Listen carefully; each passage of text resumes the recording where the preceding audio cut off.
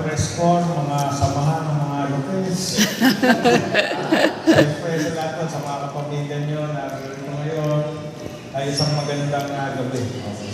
So anyway, siguro ito yung simula, bago nagkikita tayo na so ito yung simula natin, lalo na ngayong taon, 2026 na tayo ay magkakasama ngayon. Dapat noong December yung Christmas party natin, kaso ay hindi available yung ilan sa inyo, so kaya ngayon nauwi yung ating mga simpleng salo-salo. At malaki ang ginagampanan ng mga samahan ng Lopez sa tulong ninyo sa bayan ng Hayan para malaman yung totoo. Alam niyo naman sa politika, lalo na sa Facebook, ay talagang maraming fake news.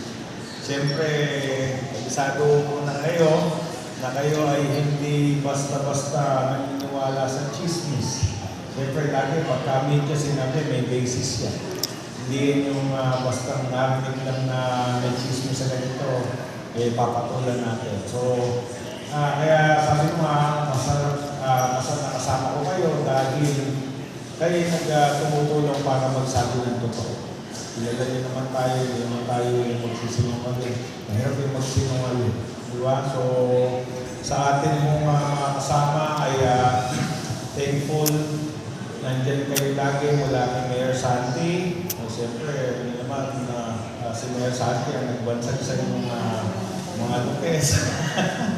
So, heaven natin siguro narinig niya tayo ano naman niya rin ito. Saka siyempre, si Mayora, hanggang sa akin ay nandyan mo kayo. At nananalangin ako na hanggang sa mga susunod na panahon na tayo pa rin magkakasama, through thick and thin, sa lahat ng kasiyahan, kalimutan, sa lahat ng maganda at mabuti, pero hindi sa ginagawa ni Kuya Celso.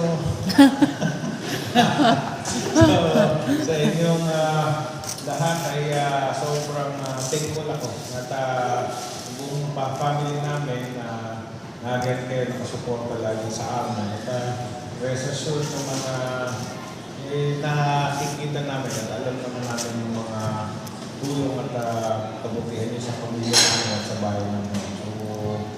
At langit na ho, nasa langit na ho ang bahala sa inyo. Sabi nga, Diyos na ho ang bahala sa inyo.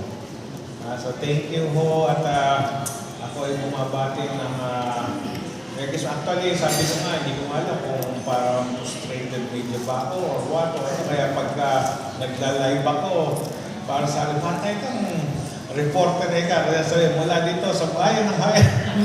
So, actually mahirap pagka naka-live.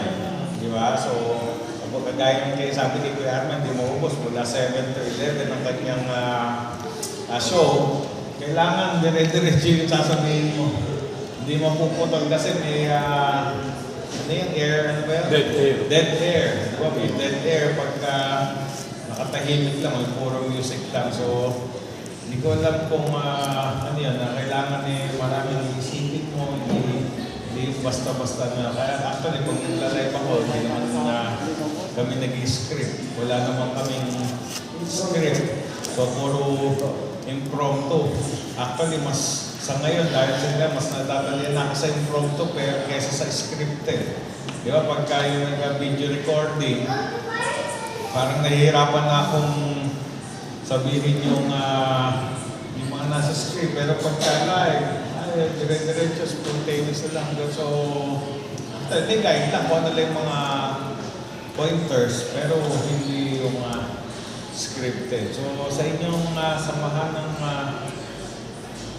mga Lopez. So, alam ka ng Lucas. Thank you very much. Merry Christmas and Happy New Year. Thank you.